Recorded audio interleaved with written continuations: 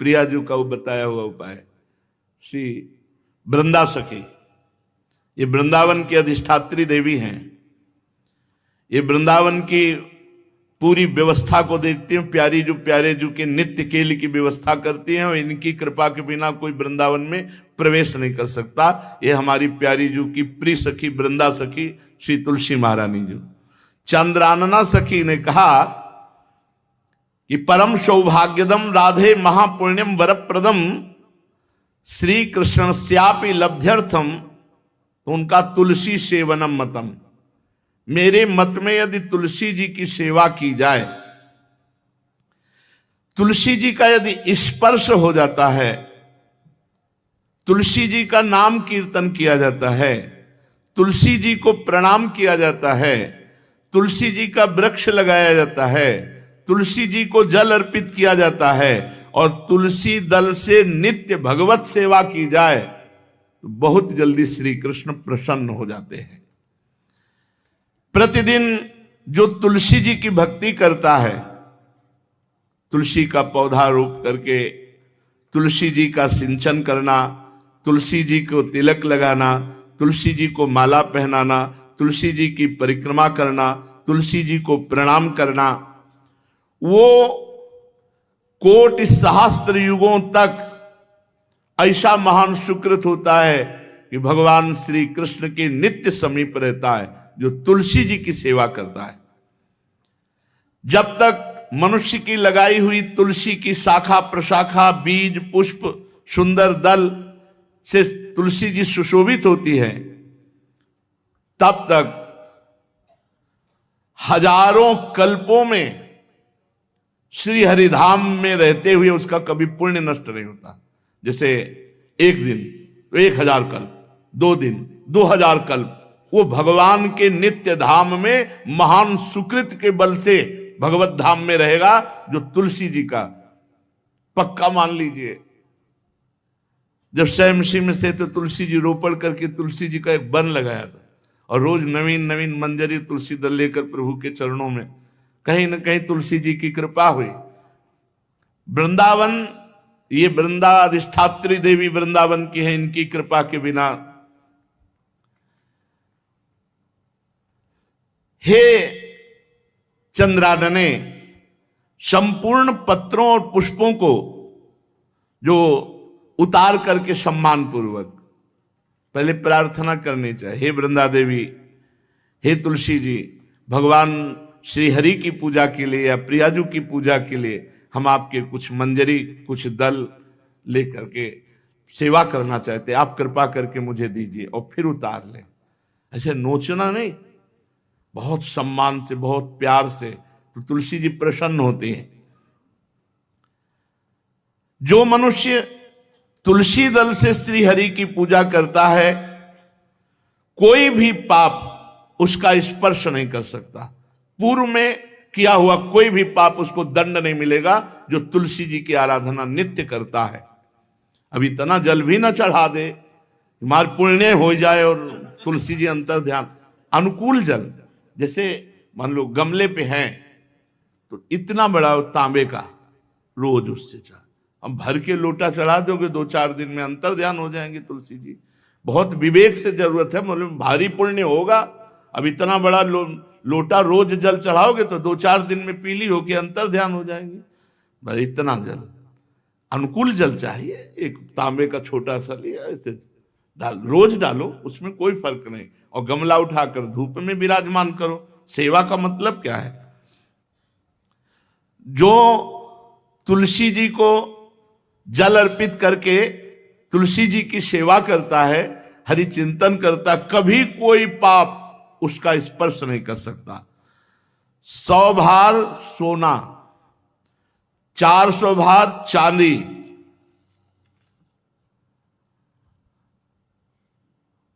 का जो दान करने का फल होता है, वो एक तुलसी दल उतार, जो अपने द्वारा लगाई हुई तुलसी दल, वो हरि के चरणों में अर्पित करो। ये 100 भार सोना और चांदी बराबरी नहीं हो सकती। कितना महत्व है। जो रोज तुलसी दल चयन कर, द्वादशी को न चयन करे, द्वादशी को मतलब बहुत बड़ा अपराध लगता है तुलसी दल का, इस मतलब तुलसी के वृक्ष का भी स्पर्श न करे। प्रणाम नमस्कार दूर से, एक भी दल नहीं टूटना चाहिए। द्वादशी को ऐसा हमने महापुरुषों से सुना है कि मंजरी और पत्र उतारना ये ठीक नहीं, बिल्कुल नहीं ठीक है। ब्रह्म हत्या का फल लगता है, अगर जो पाप लगता है अगर कोई द्वादशी को तुलसी चयन, बहुत सावधानी से। जिसके घर में तुलसी का बगीचा होता है, कई पौधे होते हैं, उसको कहीं तीर्थ जाने की जरूरत नहीं, उसका घर तीर्थ है जिसके घर में तुलसी के पौधे हैं। और यमराज कभी उस घर में किसी भी मरने वाले को लेने नहीं आएंगे जिसके घर में तुलसी। लगा लो भैया तुलसी लगा लो घर में, काहे कोई यमराज को आने दोगे? सबके घर में तुलसी। कितना सुंदर पहले था, घर में आंगन होते थे, आंगन में एक बहुत बड़ा, और फिर उसमें तुलसी जी, और फिर उसमें दो चार नर्मदेश्वर और शालिग्राम ऐसे, और फिर घर का हर व्यक्ति जल चढ़ाना, प्रणाम करना, नमस्कार करना, चार पर। कितनी पवित्र पद्धतियां हमारी थी। जब रसोई बने पहली गाय के लिए, फिर कुछ पक्षियों के लिए, फिर कोई संत महात्मा, कोई भिक्षु, ऐसा कितना पवित्र व्यवहार। अभी यहाँ जैसे हमने देखा है, ये रसोई बन रही ना तो धुआं नहीं खत्म होने पाता, वो ही सब अपवित्र किए हुए हैं, राक्षसी बुद्धि आती चली जा रही। तुलसी जी, ये भागवती को वस्तु है। हमें लगता है बालकनी तो होती ही, बढ़िया बालकनी में एक ऐसा उठाने धरने वाला स्टैंड लोहे का रखो कि तुलसी जी को विराजमान कर दो। जिसके घर में तुलसी जी विराजमान होती, उसके घर में यमराज कभी नहीं जाते। जो तुलसी जी का सेवन करता है उसकी सारी कामनाएं तुलसी जी पूर्ण कर देती हैं। तुलसी जी को लगाना, तुलसी जी का पालन करना, तुलसी जी को सिंचन करना, तुलसी जी का दर्शन करना, तुलसी जी का स्पर्श करना, मनुष्य के द्वारा जो मन, वाणी और शरीर से पाप हो गए सबको तुलसी महारानी क्षमा कर देती है, दग्ध कर देती है। पुष्कर आदि तीर्थ, गंगा आदि परम पावन नदियां, ये सब जो स्नान आदि अवगाहन आदि करने का फल देते हैं, वो केवल तुलसी जी घर में विराजमान है उसको फल मिल जाएगा। कितने बढ़िया। जो तुलसी जी की नवीन मंजरी प्रभु के चरणों में अर्पित करके प्रणाम करता है, वो चाहे कितना भी अपराध किए हो, वो कभी यमपुरी को नहीं देखेगा, कभी यमराज के पास नहीं जाएगा। जो मनुष्य तुलसी काष्ठ का घिसा हुआ चंदन लगाता है, उसके सारे संचित भस्म हो जाते हैं, और क्रियमाण जो वर्तमान, वो कभी उसको बांध नहीं सकते। तुलसी जी का काष्ठ का घिसा हुआ चंदन। जिसके घर में तुलसी की छाया होती है वहां पितरों को अपने आप कल्याण प्राप्त हो जाता है। जो श्राद्ध करने से लाभ मिलता है पितरों को, घर में तुलसी लगा के जो तुलसी की छाया, बड़ा वृक्ष, पितरों को तृप्ति मिलती है। चतुर्भुज ब्रह्मा जी सारंग धनवा श्री हरि के महामहिम स्वरूप की अनुभूति करने के लिए भी कहा है कि तुलसी जी का महान महात्म्य, अगर तुलसी जी का सेवन करे तो भगवान श्री हरि की महिमा को जान जाएगा। स्त्री हो या पुरुष, पुरुष नपुंसक नारीवा जीव चराचर कोय, सर्व भाव भज कपट तज मोह परम प्रिय सोय। शरीर वर्दी है, हमारी पोशाक है, हम सब एक हैं, आत्मस्वरूप है, कुछ अलग नहीं है। शरीर केवल पांच भौतिक है तो सबका पांच भौतिक है, उसमें चिन्ह है स्त्री पुरुष के, बस। इसके लिए भगवान की आराधना निषेध थोड़ी है। जो स्त्री या पुरुष श्री तुलसी जी के काष्ठ के मन के बना के, जैसे छोटी कंठी या बड़ी माला धारण करता है, श्री कृष्ण उसके बस में हो जाते हैं। यह है तुलसी जी की महिमा। परम सुहाग श्री कृष्ण मिल जाते हैं, और कौन सी भी हमें उपलब्धि चाहिए। हे गोपनंदिनी, तुलसी जी का सेवन करने से श्री कृष्ण वश में हो जाते हैं।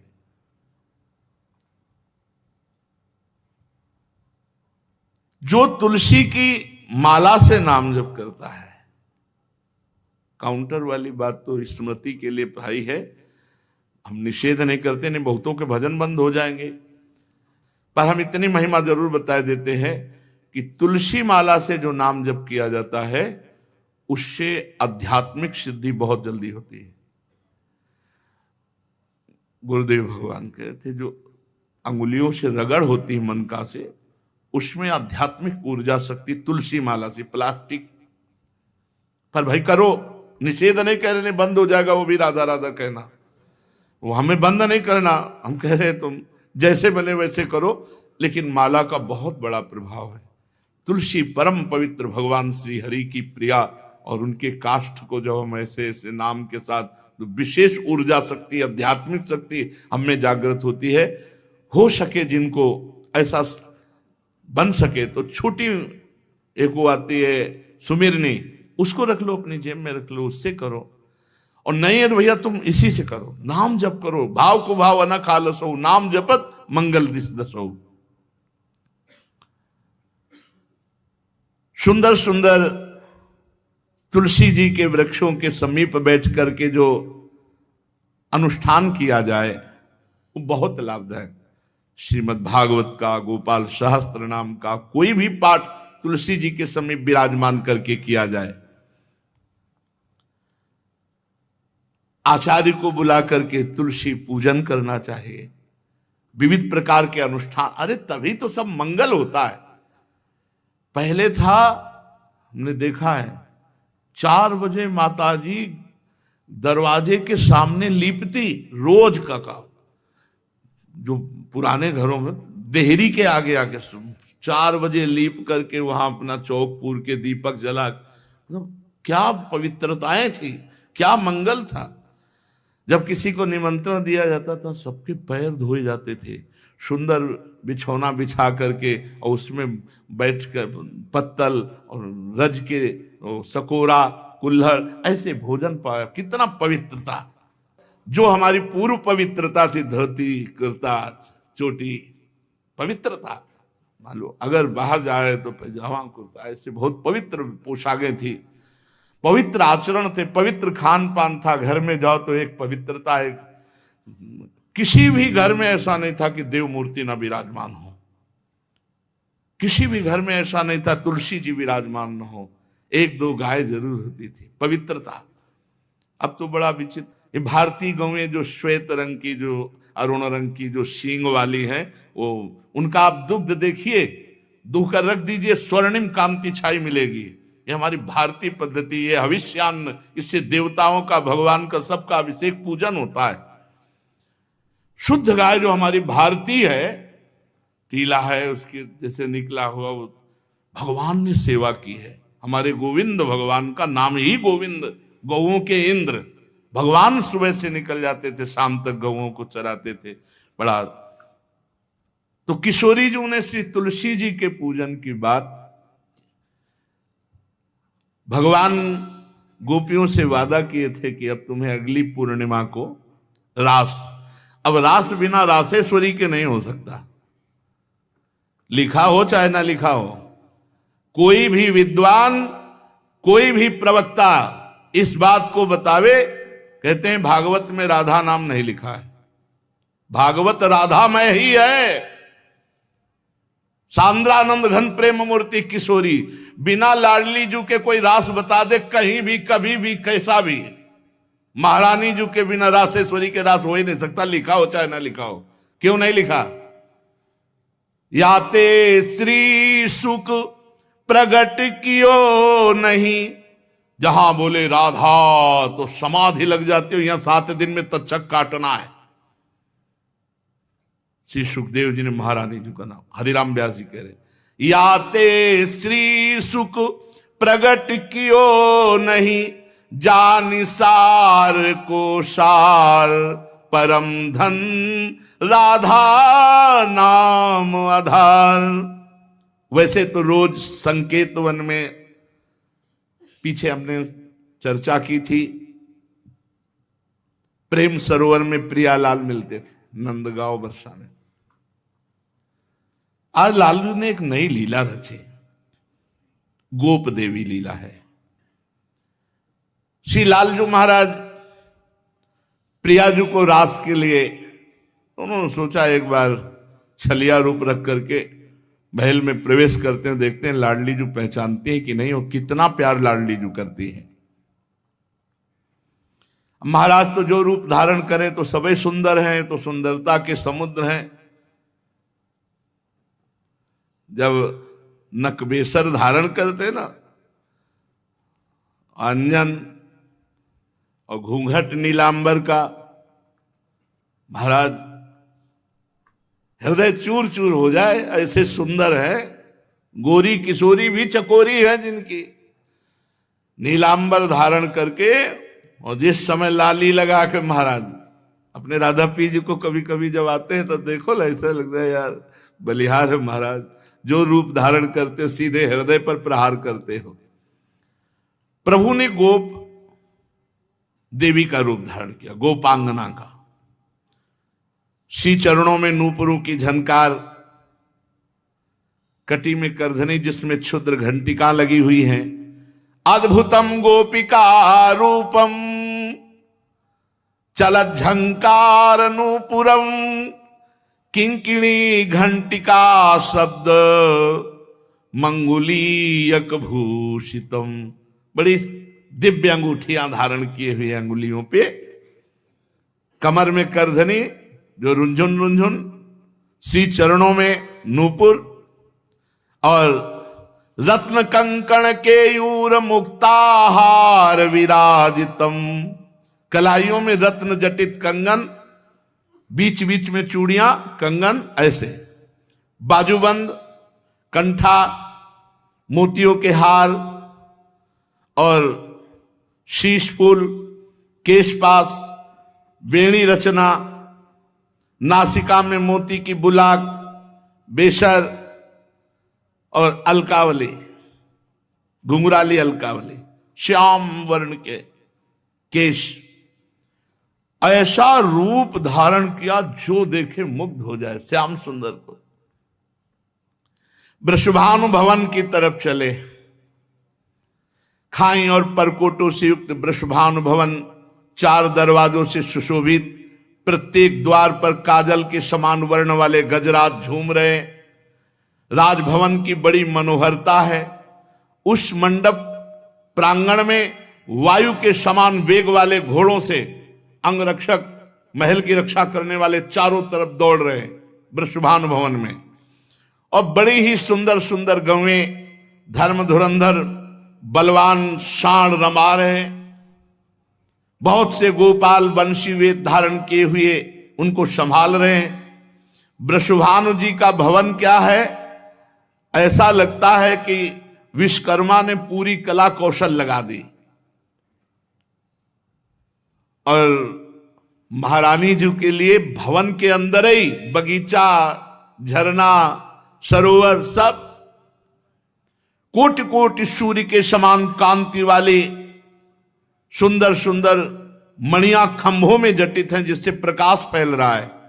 रत्न मंडित आंगन, बहुत से रत्न स्वरूप भूमि पे जटित हैं, और वहां वीणा, ताल, मृदंग आदि बाजे बजाती हुई बहुत सी मनोहर सखियां फूल छड़ी लिए हुए दरवाजे पर खड़ी हैं, संगीत बज रहा है।